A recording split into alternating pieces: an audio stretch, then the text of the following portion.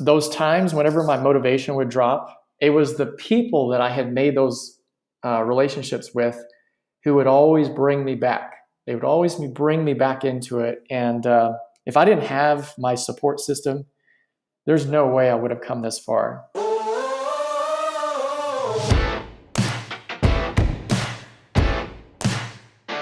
Hey everybody, this is Sean from iCodeHireMe.com, and this is episode number 2 of the iCodeHireMe podcast.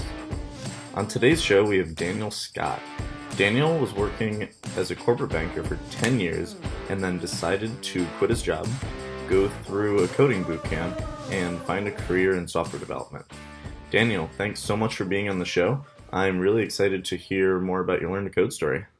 Yeah, of course. So, I'm originally from the Dallas-Fort Worth area here in Texas, and I spent a little bit of time. I was kind of in that weird stage, right out of high school where I wasn't quite sure what I wanted to do. So, in that time frame, it was just kind of everybody was kind of jumping on the whole military bandwagon, and so that's kind of what I did. That was kind of one of my really big career moves that I made. And once I got in and spent some time in, I just realized, I want to do something where I can be specialized in something. And so I served, my time in there. And then once I got out, the first thing I thought of was getting into finance. And that was only because I come from a background of finance majors. I got a couple CPAs in the family. And so I actually ended up getting a job with Chase, and I worked in just about every role that I could. I started I started out working on with cash management. So I was working on the front end. I was doing a lot of the cash handling, the balancing, and I kind of reached this fork in the road. And my manager was basically asking me, "Hey, do you want to do more operations, or do you want to do more, sales, working with the customer directly?" And that's kind of the path that I took. And then, of course, it had its own set of job families that I could work my way through, and which I did. And total time was 10 years. I did that for 10 and a half years. Wow, you were at Chase for 10 years? 10 years, yeah. And it wasn't until about year 7 when I started seeing the writing on the wall. And that was when, that was when I was starting to realize that I needed to get into technology. And I had already had a passion for technology. I loved, computers. I loved, all the new things that were coming out. Was a huge fan of Apple products. And I was always tinkering with things. I was getting into the Raspberry Pi. That was kind of slowly starting to become a thing around that time. And I had even picked up a children's book on learning how to code. And what really pushed me over the edge, and that's what really, I guess, kind of put my feet to the fire, was the first day we brought in these machines that were basically, I guess you could say, like an enhanced teller machine. And this machine was called an eATM, or smart ATM. And essentially the idea was a customer could walk inside of a banking branch. Rather than going to an in-person teller, they walk up to this machine, and this machine could pretty much do the majority of tasks that a teller can do. So not just withdrawing cash, but also withdrawing cash in specific increments. You can deposit cash in multiple types of increments. You can cash checks, you can deposit checks, you can pay your mortgage, you can pay your credit card. I mean, you can just do all these things. And it was just amazing, just seeing how this was happening. And then right around that same time, our technology team was in the process of enhancing our mobile platform and also our web platform. What really, I guess you could say the final straw was when Chase made it so that once I put it in that data, I could give them a user ID and a password, and then they could go home and play with these, projections and alter some of the data and then kind of do it on their own if they wanted to, which most of the clients opted for. So, I mean, it was at that point I was like, okay, we need to do something. So I actually began reaching out, and I had a few friends who were software developers, and I started asking a few out to coffee, and then we would sit and talk, and I would just kind of pick their brain. I was like, how did you get into your role? Where did you start? And each interaction that I had, I would kind of get pointed in a different direction. And then it got to a point where I was talking to more and more people. And then I started seeing this consistent message being told to me. And it was pretty much, I need to put in some time and actually practice learning to code. So I started researching all these online tutorials, and then, free code camp was a big deal for me, and Codecademy. You said you were tinkering with the Raspberry Pi on the side. Were you coding at that point? Or like, what was your first line of code that you wrote? Yeah, that's a great question. So the first time I was ever exposed to any kind of programming was with Python. And it was just a very, very basic introduction to it. Basically just printing a hello world statement. And then, learned about, variables and different types of data types and stuff like that. But nothing really intensive, and only a little bit of it stuck. Was that at Chase, or was this something just for fun? It was just something for fun. It was something that I actually learned from a book, and it was a children's programming book. And that was, yeah. And my attitude at that point was I was seeing, computer programming and web development and coding in general. It just looked so complex and difficult to me in the beginning. And I was so intimidated by it. And when I saw this children's book, I said, well, wait a minute.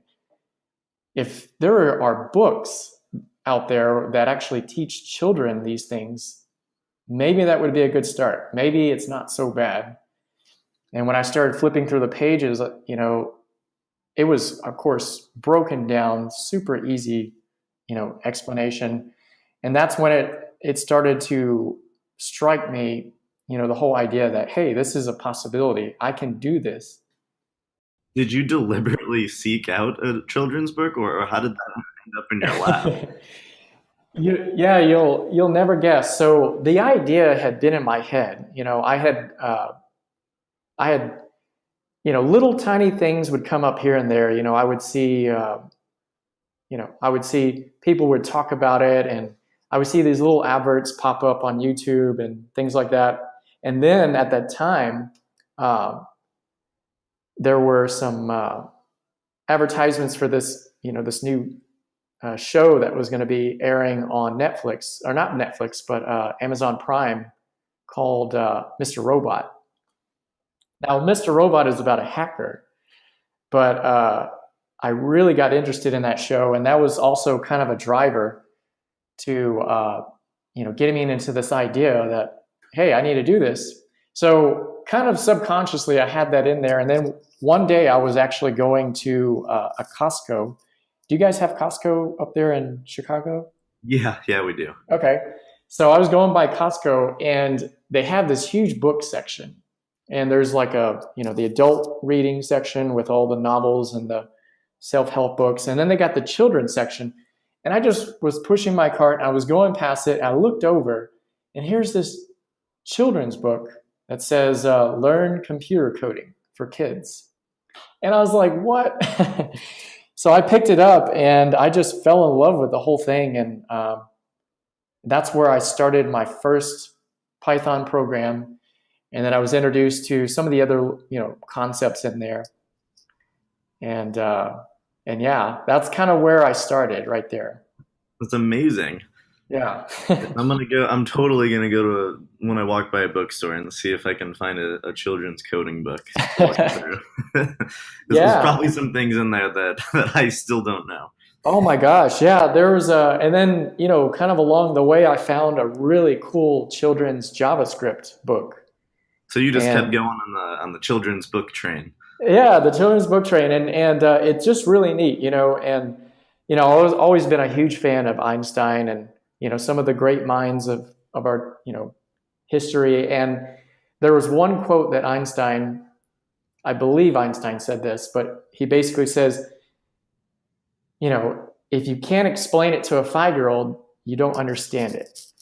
And that whole quote just kind of stuck with me. And then when I saw that, I was like, well, hey, this is explained to children. It must be easy to understand. So I felt that was the best way to get my foot in the door. So you're in year maybe 8, 9, maybe your 10th year at Chase, and you're starting to tinker with some code on the side. Um, and you've written your first Hello World Python code. What was that transition period like from the tail end of your job to convincing yourself that you need to quit and go study some more? Yeah. So right around, let's see, right around year 8, at this point, I've already been introduced to the whole idea of programming. I've actually, at this point, I've gone through the majority of the front end exercises at the Free Code Camp website. And I'm sure you're probably familiar with that website. It's really cool. It's pretty much a walkthrough of all the front end fundamentals of web development. And at this point, I had already built my first API. Uh, Right. yeah, and By going through the free code camp course? exactly. And it actually it consumed. Well, it was a weather app basically, and I built another app that basically generates quotes, and you can actually click on a button, and it'll log you into Twitter and post it as a tweet. It's I was super inspired, and I had so much momentum. I was actually at a point where the first thing I would do when I wake up in the morning was I would code for an hour. And I started building up this routine where I would just write, I would do a whole bunch of front end web development for a full hour in the morning. And then after work, I would come home or I would go to my favorite coffee shop and I would work for another hour, hour and a half, 2 hours at certain times. And I was just being really consistent every day, just doing the same thing, just advancing my knowledge. And then I was also doing a lot of JavaScript algorithms. And JavaScript was the biggest hurdle for me. I don't know why, but that was like the biggest struggle in the beginning. But the more consistent I was, the more practice I was getting a lot more experience with it. And I basically reached a point where I was like, okay, I need to take this to the next level. And it was so strange, the timing of this, because right around that time, I was watching something on YouTube and this advert for a coding bootcamp popped on the screen. And I saw it, I watched the whole thing from start to finish. I was like, wow, what is this? And I just kind of made a note to myself, I should check this out later. Well, the next week, another advert popped up. And then I just kept seeing it everywhere. You know how Google, Yep. you know, They got you in their phone. exactly. So I said, you know what? Why not? I checked out the website and they actually had a tour that you could schedule where they walk you through the campus and they show you, you meet the instructors, talk about the program. So I went there and went through the whole introduction. I spent about 2 hours there, talked to all the instructors, and then they actually let you go and watch one of the cohorts and talk to the students.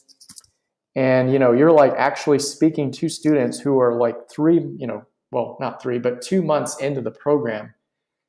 And they're like explaining their journey and they're telling you like pretty much their stories are sounding just like yours, where they were working at such and such place. They weren't happy. The writing was on the wall. They wanted to make a change. They took the leap of faith and now they know more than they could have ever learned on their own. And Uh, I was super inspired, and then we got to the finances, and I was a little bit discouraged, because of the cost of the tuition, and then of course there was the whole factor that, hey, the only way this is going to work is if I quit my job, Yeah. because it's a 3-month commitment, and you're putting in about 10 to 12 hours a day. And how much money was tuition? It was about 10 grand, Okay. and It's a big decision. it was.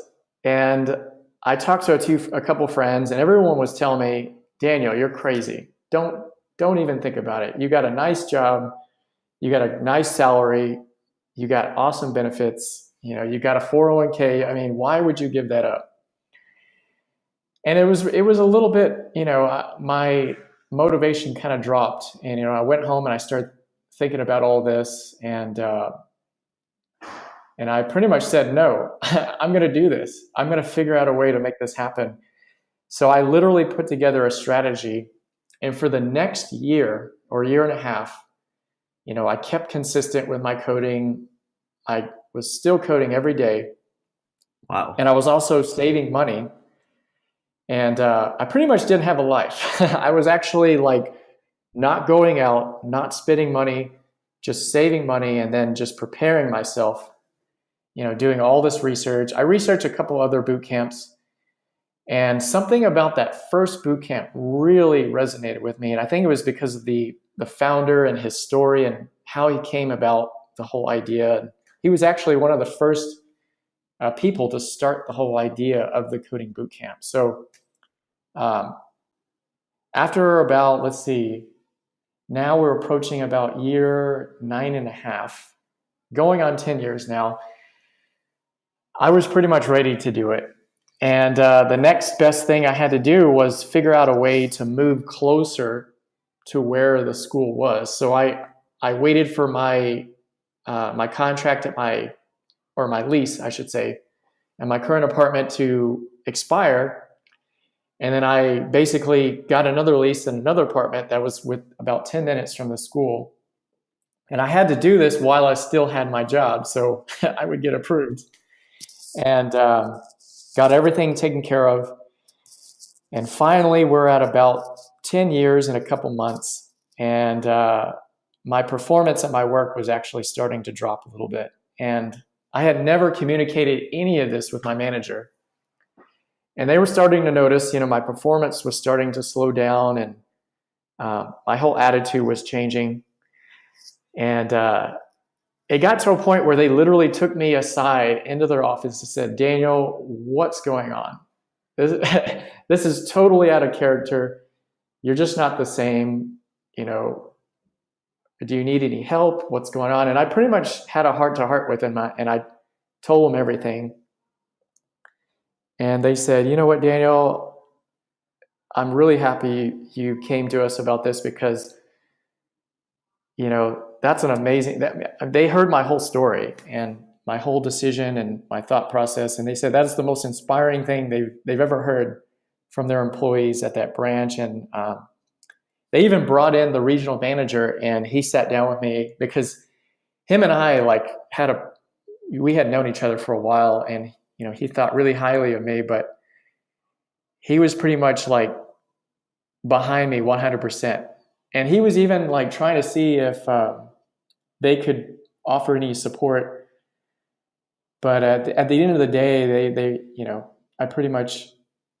we ended on good terms, and I put in my 2 weeks notice. And yeah, right around that time, I think it was about a month before I started at the boot camp. And yeah, it was pretty much just a countdown until I got started with it. That's amazing. Yeah. So you stayed in your job for a year, like a year and a half, almost 2 years, coding on the side almost every single day. Exactly. How did you possibly stay motivated? Coding when you first start is the most demotivating thing on the planet. It was really hard. Like there would be times where I would second guess myself. I would have doubts. I would pretty much say, like, I'm crazy. Like this is crazy. Like how could I possibly do this? And something would always happen. And I think the biggest thing for me was setting myself up for success. And that was reaching out and meeting other people who were kind of on that same journey that I was on. And I was really active on meetup.com, and I was actually going to a lot of the local meetups, and I was talking to a bunch of other people who were also, kind of at the same stage. Some of them were even like much earlier in their coding journey than I was. So it got to this point where I actually had people who I was kind of like helping out, and then I was being helped out by people who were a little bit further along. So it was like this nice kind of, I don't know, it was like this ebb and flow. And whenever they wouldn't hear from me, they would be, blowing me up on Facebook or texting me and like, hey, Daniel, where are you at? Are you still there? and that's what really helped, pull me along. Because if you if you didn't show up to the meetups, then someone noticed. Yeah. Like I became pretty regular with the meetups, and so it was kind of like that whole deal where a couple days prior, people would be checking to see if I was going to be there, because there were some people who they would not go if I didn't go. And it was only because they really liked working with me, and we would work on a lot of the same activities together. So it was kind of like we kind of understood each other really well. So yeah, it was pretty neat. Yeah, we once in a while go to a meetup here, and it's just nice to know that there's a community out there, that there's other developers, other people trying to learn. It just helps so much to have that support system. It does. It does. And the whole idea behind it is, I mean, everyone is so helpful. I've actually, let's see, I've been in other meetups before, more fitness related.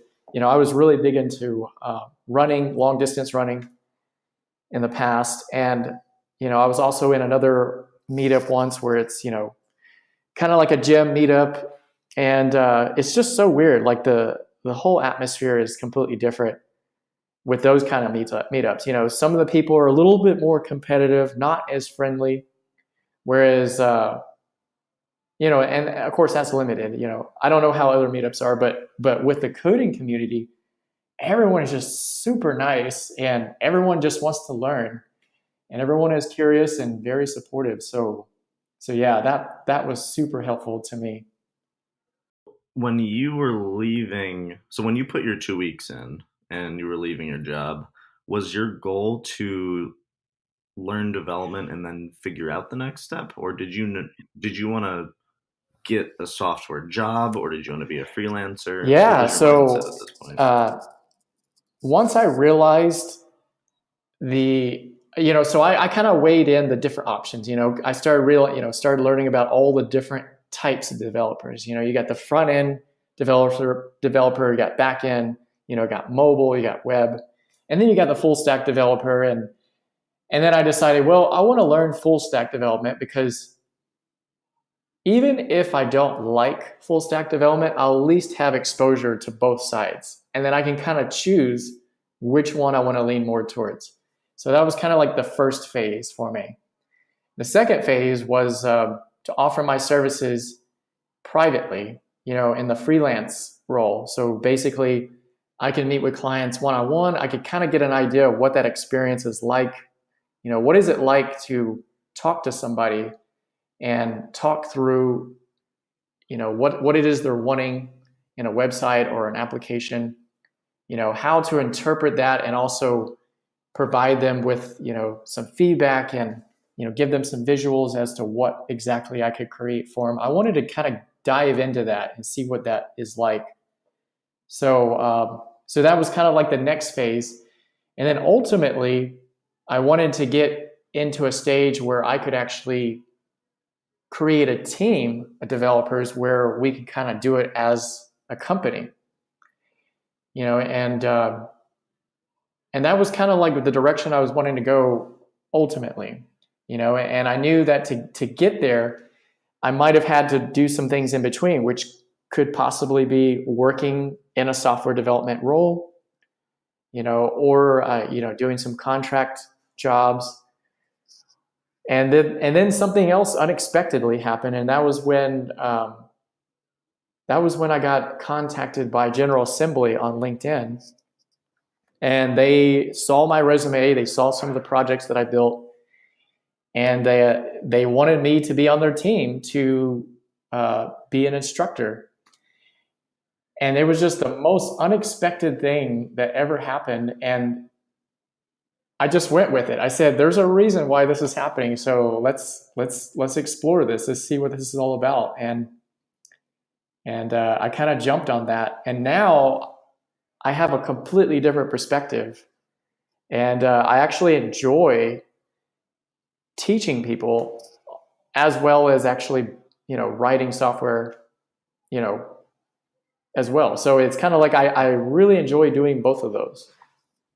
Yeah, that's really cool that was this right after the boot camp that they reached out? Yeah, so it was about 3 months after the boot camp, and it was just so strange. They contacted me, and we had like a phone screening, and then they sent me a coding challenge, and it was the most bizarre coding challenge I've ever had to do. It was actually so every coding challenge I had done in the past was usually, solve this algorithm or do this algorithm, or answer these questions.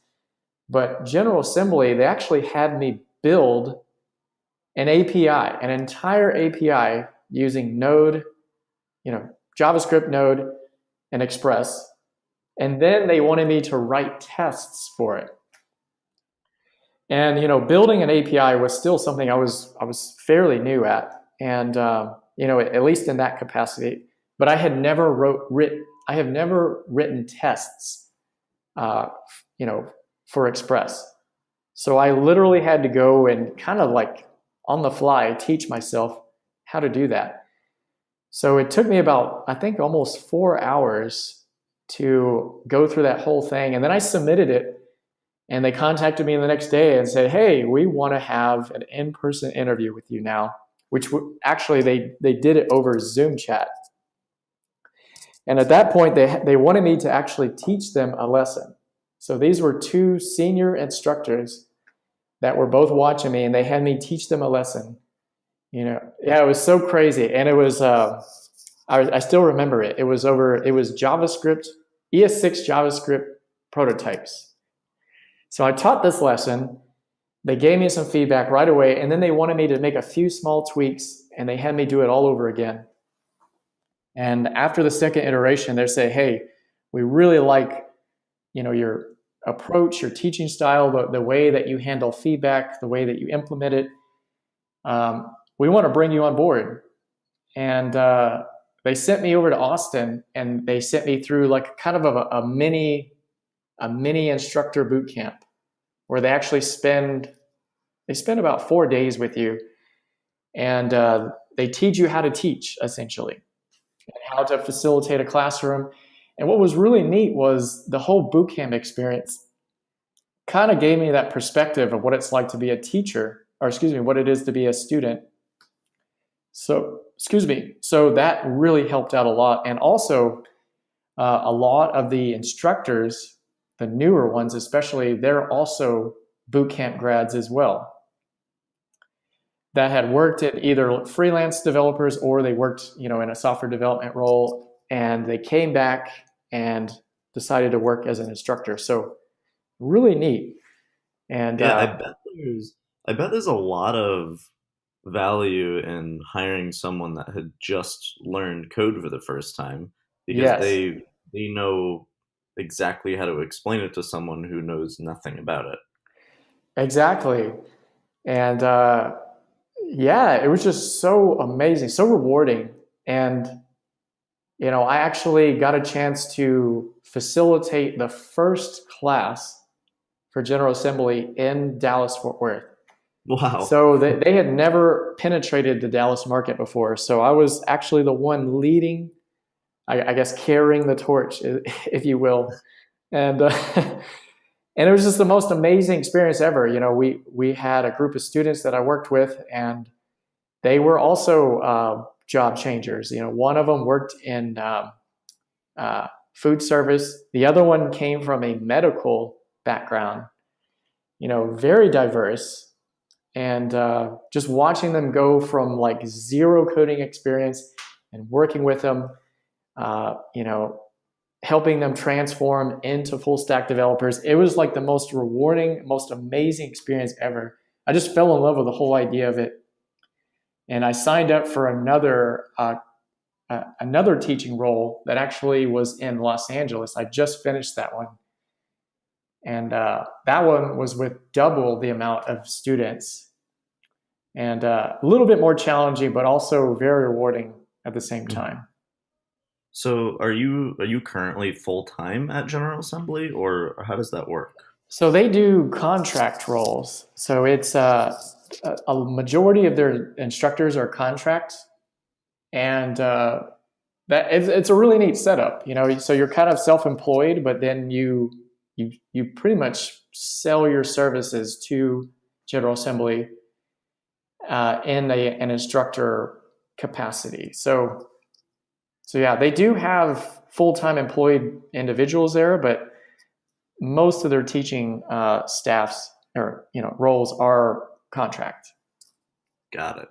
And are you only doing those contract jobs, or are you currently doing freelancing on the side as well? Yeah, so I'm currently doing freelancing on the side, and then I'm kind of switched more towards the part-time contract teaching jobs. They got a few, actually have quite a few that I'm going to be doing here in Dallas in the next couple months. So yeah, now I'm kind of split between those and doing the freelance projects. Got it. When did you get your first freelance client, and how did you go about doing that? Yeah, so I'll never forget. It was actually, so I just finished boot camp. They give you a week off, and then the next week is career services. So you basically work with a career coach. They get you all set up with helping you update your resume, getting LinkedIn spruced up. They take you to a few meetups, and then you meet some employers and things like that. Well, it was 2 days after completing that week, my career coach actually sends me an email because a friend of hers was starting a new business and needed a website. So that was actually my first freelance job. Nice. And I'll never forget, it was actually a spa company. So it was a company they did kind of like the little spa package. I guess what they did was they created these packages where you buy it from them, and you can add and remove things from it. And so I added. It was a little bit challenging at first, just because of all the features they wanted to implement. So that was kind of like a crash course on how to, effectively meet with the client, find out what it is they need, and then just kind of break that down into steps. Because they're just throwing all this stuff at you. Well, I want it to do this, and I want it to do that, and I want this picture on here like this, and I need this feature. And they were showing me all these other websites that had all these different things. So it was a little bit overwhelming, but I was able to kind of slow them down a little bit and just talk through each individual step. And it was really amazing. I actually I had a really good experience with that, and we even implemented Square so that they could accept payments directly on the website. And yeah, I kind of followed the whole agile methodology, which is you basically do like these little 1 week sprints, and you implement just a couple small items, and then you meet with the customer at the end of the week, and you just kind of go over your progress. And that way you're kind of checking in with them, and then they can see how things are developing. And what's really neat is they're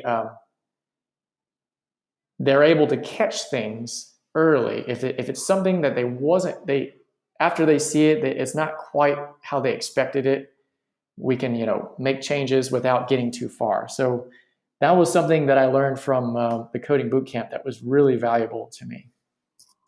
Yeah, that's awesome. Um, how did you charge or decide what to charge your first client? This was kind of a thing. The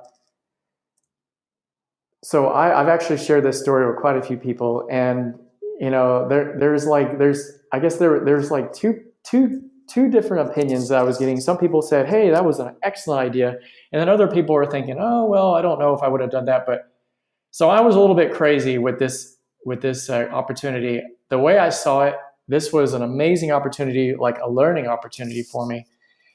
So I actually decided to do it pro bono. And the only and I told her, I was like, can I do this for free? And in exchange, I want to be able to demo this to potential employers or future clients who will, be asking me to do work for them. I want to be able to show them your website because, I understand if there's a privacy factor. I just want to make sure that's okay with you, and in exchange, I'll do the website for free.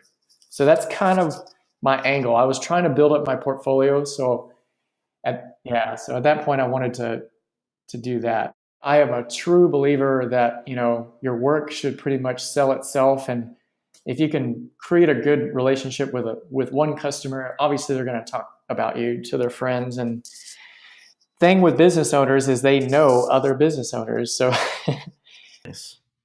So we're coming on time here, but I guess I want to close with what advice would you have for someone that is maybe in the position that you were in, where you were in a corporate job, maybe tinkering with code on the side?